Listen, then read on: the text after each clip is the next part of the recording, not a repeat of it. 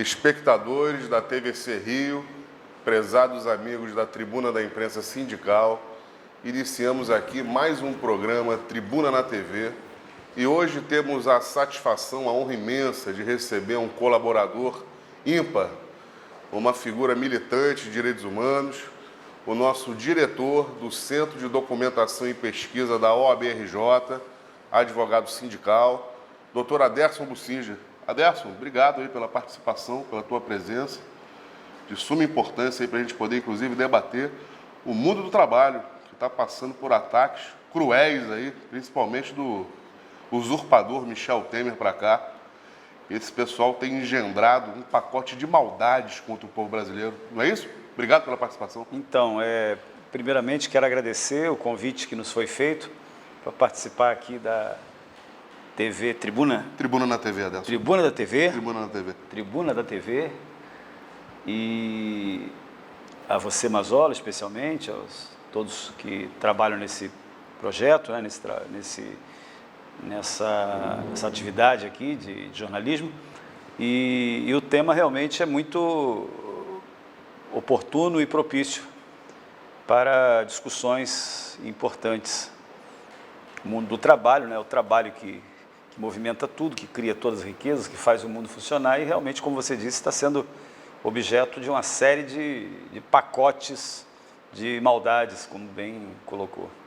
Aderson, me tira uma dúvida, você considera esse marco transitório que começou a ser esse pacote de maldades contra o trabalhador, a partir de quando, Aderson, que você enxerga que começou esse ataque veemente contra a classe trabalhadora? Acontece o seguinte, o direito do trabalho, a legislação trabalhista já vinha de um processo de flexibilizações, como o banco de horas,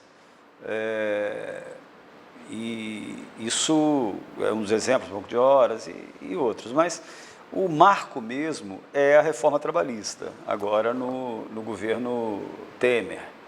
Aí você deixa de ter medidas pontuais, que também, como eu disse, flexibilizaram a legislação do trabalho, a proteção ao trabalhador, para ter uma medida estrutural.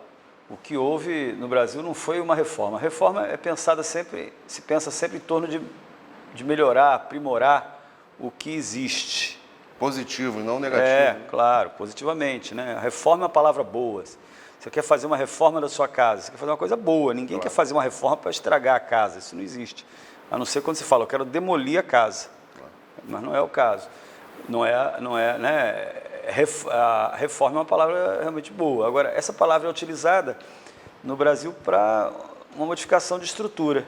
E como eu disse, apesar de que nós já vínhamos verificando algumas modificações que não eram muito positivas, né? Eu citei uma, que é o banco de horas, questões relativas à jornada, né? Isso já vinha do período do governo do PT, né? FHC, a FHC,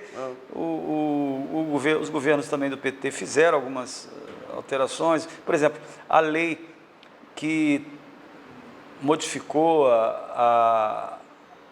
o processo de falência, a lei de falência no Brasil trouxe também modificações trabalhistas. O crédito trabalhista deixou de ter aquela natureza prioritária como tinha na lei anterior, e houve uma flexibilização disso, e houve o processo de recuperação judicial, por exemplo, acaba flexibilizando e permitindo muitos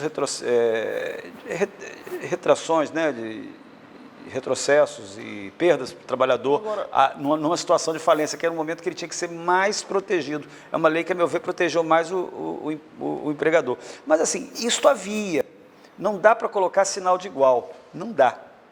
Não é possível colocar dizer, é a mesma coisa, já havia antes. Não é isso. Isso é uma falácia. Não é isso. Não é isso. O que houve, como eu disse, é a mudança da estrutura. Os principais pilares do direito do trabalho no Brasil foram, a meu ver, derrubados. Quais são? eles. A questão da terceirização. Quando a terceirização foi liberada, implementada, autorizada no Brasil da forma que foi no governo Temer, isso realmente, você tem aí um prejuízo do ponto de vista do princípio constitucional da isonomia do trabalhador. Correto. Você abriu a possibilidade de se tratar dentro de uma empresa, o que já se fazia de fato, agora eles transformaram em lei. Tratar de maneira diferenciada trabalhadores, salários, né, condições de trabalho, via a terceirização, né, como foi aprovado. E o segundo, que eu poderia dizer que é o primeiro, que ambos são muito ruins, são mudanças muito ruins, mas a pior de toda, eu não comecei por ela, mas é igual, tanto a terceirização como ela, é a questão do negociado sobre o legislado. Negociado legislado. O negociado sobre o legislado é realmente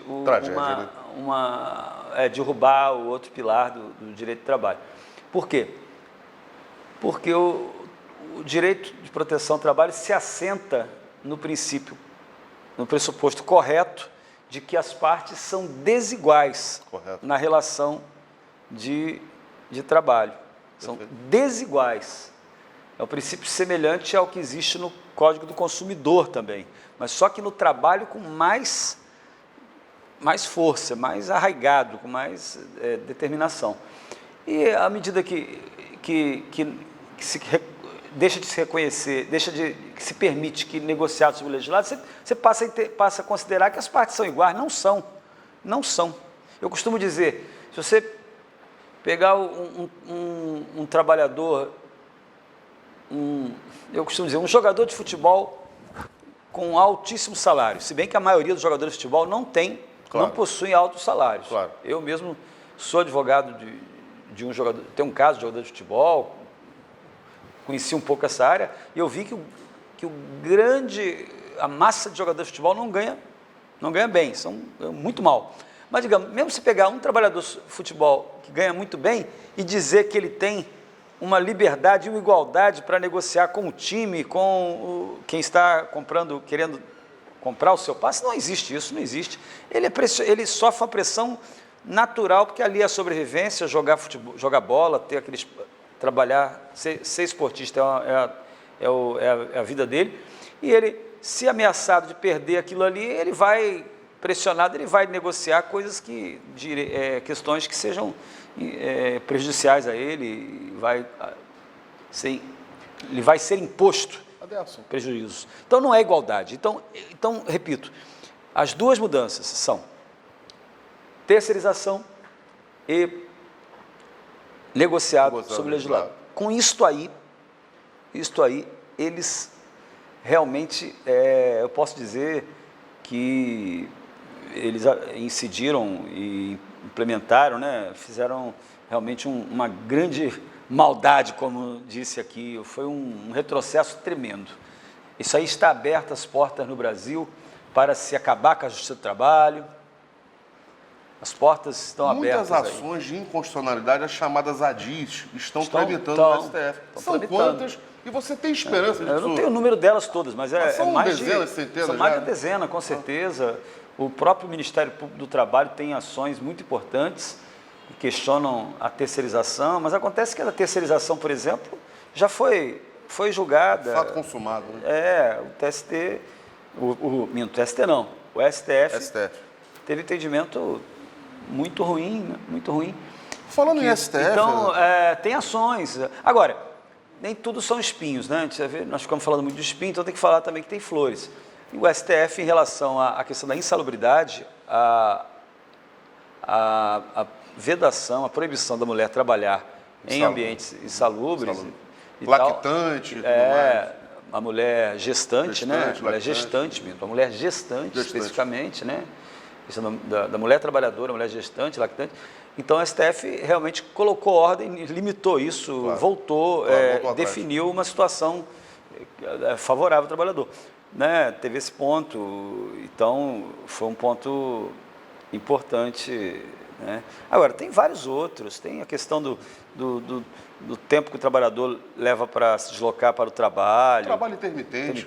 Agora o trabalho intermitente, Fala do trabalho intermitente. Intermitente é terrível, porque intermitente você fica, na verdade, de fato à disposição, mas não conta como hora de serviço, Loucura, não conta. né? E tem mais, é pior ainda, você fica totalmente à Quais são mercê. os países que isso ocorre de fato, Adelson, trabalho intermitente? Assim, Estados Unidos, por exemplo? Olha, você tem, nos Estados Unidos possui, a Inglaterra possui um nível de trabalho intermitente. Os países mais capitalistas mesmo. Tem. Né? Agora, escuta só, é importante se dizer que mesmo nesses países, esse regime de intermitente não é tão liberado, não é tão permissivo como aqui. Certo. Tem travas e mecanismos de que ele não seja tão...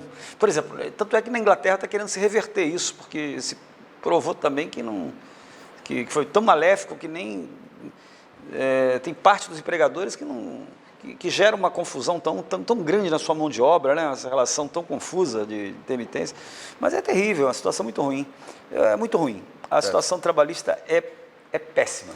Temos uma decisão recente aqui do ministro Gilmar Mendes, eu vou ler um trecho rápido da matéria que está na tribuna da imprensa sindical hoje, que ele determinou a suspensão de todas as ações trabalhistas no país que analisam casos de contestação de acordos coletivos que limitam ou restringem direitos trabalhistas não assegurados pela Constituição. Como é que você enxerga isso, meu irmão? Então, o que acontece é o seguinte, antes da reforma trabalhista, e digo de longa data, porque eu acompanhei várias ações dessas e encaminhei denúncias ao Ministério Público do Trabalho em várias situações de acordos coletivos de sindicatos abaixo do que garante a Constituição e a lei. Antes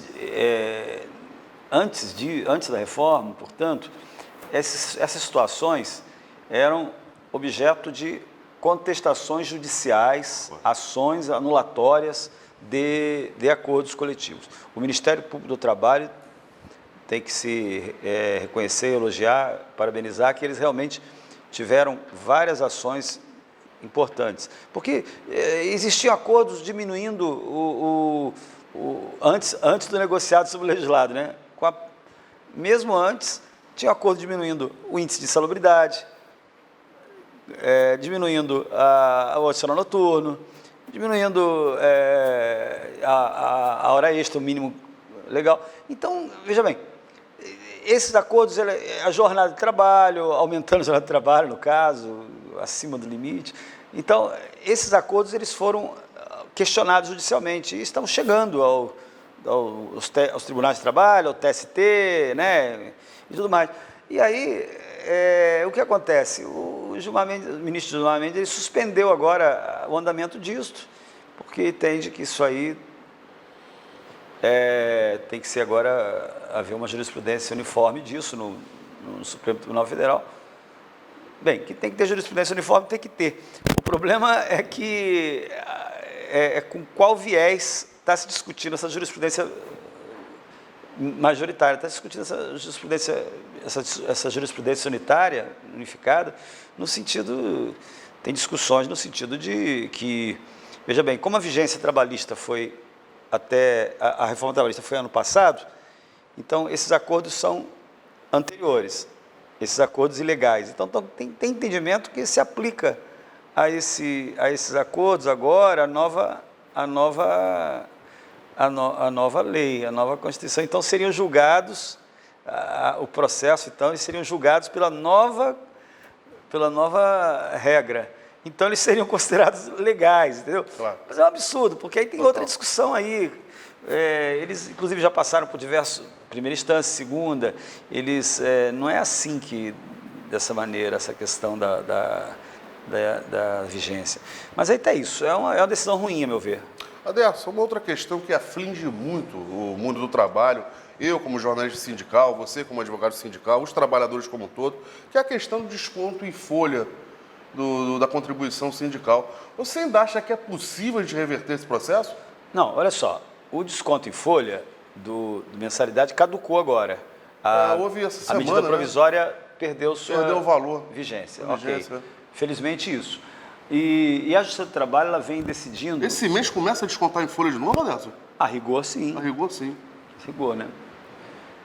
Mas o salário, a partir da vigência, né? A partir da perda de vigência. Mas né? eles não vão deixar isso barato, alguma coisa vai Vão vir querer pela fazer, frente. na minha opinião, eu receio de que venha alguma medida aí. Claro, Ele está fazendo claro, muito isso, claro. reeditando. Até porque Agora, esse governo, Aderson, ele não foi eleito para agradar ninguém. Ele foi eleito, esse Paulo Guedes está aí, pelo que a gente está vendo, esse governo só se sustenta com esse Paulo Guedes. Porque se o Paulo Guedes não implementar esse pacote de maldade contra a economia brasileira, esse governo cai. Eu estou errado, meu irmão? É isso que você falou. Um dos apoios dos apoios de Bolsonaro é exatamente o fato de que ele favorece a classe empresarial, as classes externa, né? E nacionais, internacionais, se é que dá para falar em nacional hoje, que está tudo internacionalizado. Tem projetos de nação, meu Deus tudo do céu. internacionalizado. Então, esse projeto ele favorece o capital. E aí, ao favorecer o capital, eles, portanto, sustentam o governo Bolsonaro. Essa que é a realidade. Claro. O dia que Bolsonaro que não é o caso, porque ele é muito convicto de tudo isso, né? Mas se ele não agrada, se ele não favorece com medidas o capital, é difícil dele se sustentar, porque popularmente ele já está caindo, né? Popularmente ele já está se vendo que o quanto foi uma falácia. Esse dia 30 todo. Agora foi um fiasco, né? Não foi como o dia 30, não foi como as outras manifestações que eles fizeram, não foi mesmo. Caiu muito. Caiu muito. Eu não tenho os números ainda, mas... Não, mas nitidamente, o número de cidades caiu para 80 e poucas, eram 100 e tantas e tal. Eram mais, Eram mais, Agora, meu irmão, trabalhador rural, sempre viveu numa situação de semi-escravidão, alguns realmente escravizados, uma coisa muito, muito difícil no país, país muito grande, país de latifúndios. Como é que você vê a questão agora do trabalhador rural daqui para frente com toda essa sacanagem, meu irmão? É terrível. A questão do trabalhador rural, as empresas... veja bem, você já tinha muita dificuldade de provar vínculo empregatício, de provar relações, né, continuadas de trabalho no meio rural. Já era difícil. Claro. Desde... Eu tive a Campos há uns 20 anos atrás. Desde sempre. E vi a loucura que era nos canaviais lá, crianças trabalhando. Não, nem estou falando isso é outra coisa, isso é barbárie. Tem a barbárie que são as crianças em trabalho escravo. Inacreditável. Eu mesmo, naquela região de Campos, a qual você está se referindo, eu acompanhei, eu fui testemunha. Claro. E fui depois testemunha num processo criminal contra um empregador, contra uma empresa, de trabalho escravo em Quissamã. Não vou citar aqui a empresa para não... Claro. Nem sei como é que está esse processo depois, eu fui só testemunha, então não vou aqui incorrer em nenhuma leviandade no sentido de afirmar como resultou isso, mas é o seguinte, eu posso dizer o que eu falei. Eu acompanhei uma diligência da época do Ministério do Trabalho, não foi Ministério Público do Trabalho, não, foi Ministério do Trabalho, nesse caso, uma diligência realmente de averiguação, de constatação de trabalho escravo. E aí nós, quando chegamos, já não tinha mais ninguém, eles foram avisados, né? Desmontaram o círculo. Mas não deu para desmontar todo o círculo, não. Senzala. Não deu para desmontar as senzalas, não, porque elas ficaram lá, então eu vi os cubículos, vi o lugar onde eles comiam, coisa de, assim, gravíssima. Eu acompanhei tudo lá. Então, e depois tem um processo criminal contra os proprietários que eu fui intimado pelo Ministério Público Federal, que movia essa ação contra os donos da empresa, contra os proprietários, a questão já era criminal na pessoa dos proprietários, no sentido de que respondessem aquele fato, aquele crime, né? E aí eu estive em Cabo Frio, o processo tramitou em Cabo Frio, no juízo criminal, e testemunhando isso. Então é uma experiência que eu tive. Então, veja bem, a situação está no campo, eu volto a dizer, a questão da comprovação de trabalho. Agora, porque tem trabalho intermitente, está tudo flexibilizado, então isso não é nem mais... Já era difícil, agora então está tudo legalizado, já a superexploração. Meu irmão, existe sempre um debate no próprio meio sindical em relação a qual seria o melhor modelo para o Brasil. A gente vinha com o modelo da época da era Vargas. Foi um modelo que a gente teve realmente, foi positivo para o país, não tenho dúvida nenhuma quanto a isso. Mas você acha que... Porque antes da Era Vargas tinha aquele modelo onde, inclusive, os anarquistas dominavam muito o campo sindical. Como é que você enxerga isso, Adelson? O autofinanciamento tem que ser financiado pelo Estado. Qual é o melhor modelo, Adelson? Vamos lá, vamos por parte. Vamos por parte, para entender isso aí.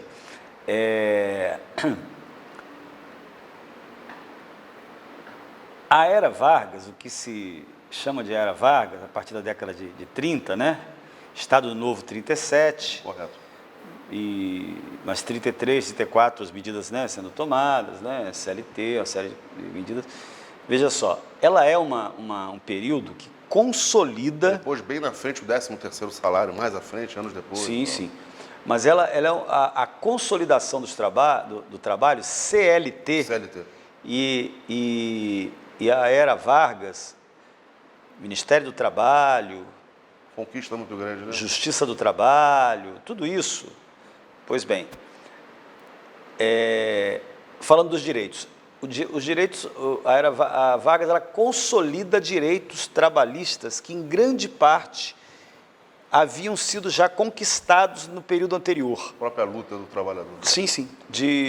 Do início do século XX, correto. 1900 e pouco, a primeira greve geral no Brasil, que é 1907, claro. 17. Fizemos até um evento na OAB, lembra? Fizemos um evento sobre isso. Exato. Então, o Vargas, ele consolidou na CLT e acrescentou outros direitos provenientes da OIT, Organização Internacional do Trabalho. Ele consolidou direitos importantes da classe trabalhadora. Correto. Ok. Correto. Na parte sindical, eu não tenho a opinião que foi positiva. Ele engessa, né? Na parte sindical, ele engessou.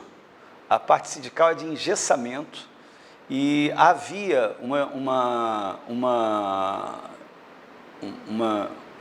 atuação sindical, uma realidade sindical, uma estrutura sindical anterior de mais liberdade, correto. De mais pluralismo, e não era só os anarquistas, aí claro, os anarquistas tinham muita força, mas... Socialistas, comunistas, todos têm... Várias correntes e tal, e não era assim, já em 22, o Partido Comunista Brasileiro foi criado em 22, correto. E inclusive organizou muitos anarquistas, correto. que foram... Né? Aliás, os anarquistas aqui achavam que a Revolução Russa, eles ficaram um tempo achando que a Revolução Russa foi feita pelos anarquistas lá. E depois eles migraram. Demorou a cair a ficha. Depois eles migraram para o Partido Comunista. Mas assim, os anarquistas tiveram um grande papel no país, de organização sindical, grande. Claro. Mas veja bem, o Vargas, ele consolidou, com a CLT, consolidou o direito de trabalho. Então, é muito importante esse papel nesse aspecto do direito do trabalho, da organização, da estabelecimento de uma legislação trabalhista sólida no Brasil. Isso é muito importante. Agora, na parte sindical, não. Na parte sindical, eu não atribuo não concordo, não sou contrário à questão do engessamento. Aí o engessamento, para mim, eu sou contrário à unicidade sindical. Veja bem, eu sou contra hoje se acabar com a unicidade sindical, assim, desse jeito como dizem que não querem fazer, porque isso aí é para destruir sindicato. Claro. Isso aí não é para dar liberdade nenhuma, isso é para dar poder às empresas claro. de acabar com o sindicato. Então, eu sou contrário, hoje em dia, a acabar com a unicidade sindical nessas circunstâncias, porque você tem possibilidade de demissão sem justa causa, você tem esses inquéritos para apuração de falta grave de sindicalista, que você pode colocar o trabalhador para fora da empresa sem salário. Então, você não tem o direito de atuação sindical. Então, hoje em dia, acabar com a unicidade sindical nesse momento, assim, é permitir que as empresas saiam criando sindicato e desestrutura o pouco que a gente tem de movimento sindical. Então, nesse momento, eu sou contrário. Agora, numa visão assim mais de pensamento sindical, mais, não sei se a palavra seria certa, filosófica, mas assim, numa visão mais geral, da minha visão sindical, do direito sindical, eu sou a favor da pluralidade. Pluralidade que assegure e contemple uma liberdade de organização de todos esses sindicatos e sistemas em que possam haver uma negociação unificada, em que todos os sindicatos sentem à mesa e que se vá conduzindo, afunilando para que haja uma decisão de quem tiver a maioria, de quem organizar e reunir a maioria. E aí sim, dessa maneira, esse é a minha visão de sistema. Plural, sindicatos e convergindo para uma unificação de propostas e negociação. Seria para mim o correto. Mas assim, o que está aí, essa unicidade, ela é ruim, a meu ver. Mas agora, o problema é que nesse momento que está aqui, eu sou contrário a mexer nisto. Entendeu? Eu fui contrário também a mexer na própria contribuição sindical, porque ainda era uma fonte de custeio mínima, mantinha essa estrutura que está aí, com todos os problemas dela. Os sindicatos vinham fazendo assembleias para legitimar isso, vinham, como se diz, vinham submeter aos trabalhadores essa questão, se devolve ou não. Tinha um processo de construção disso aí. Mas essas medidas, da forma como eles fizeram, eu sou totalmente contra. Mas é isso. Em resumo, a questão a estrutura sindical de Vargas, eu sou contrário. Meu irmão, chega a informação aqui que o programa, lamentavelmente, começa a chegar ao fim. O nosso VAR aí, o nosso Max Figueiredo, que é o nosso editor de imagem, está alertando. Eu quero dizer a você, meu irmão, que o nosso projeto em defesa das boas práticas sindicais e do bom jornalismo vai continuar firme, que o Centro de Documentação e Pesquisa da OAB tem feito um trabalho excepcional e ainda mais ao lado da Tribuna da Imprensa Sindical, podendo valorizar com as boas práticas o nosso prêmio, que esse ano será em novembro, não é isso, meu amigo? Novembro. E aí eu deixo a palavra franqueada para você acertar o projeto aí. Dar o último recado, que vai ser em novembro. Nosso leitor, fique tranquilo, nosso espectador, que em novembro, mais uma vez, estaremos contribuindo com as boas práticas, valorizando e premiando quem merece, de fato, ser valorizado, que são sindicalistas, trabalhadores e jornalistas que defendem a soberania do país. E manda um recado final, tem umas 30 segundos. Foi bem colocado. Nós, no Centro de Documentação e Pesquisa da OAB, nós temos uma vertente temos um enfoque sindical.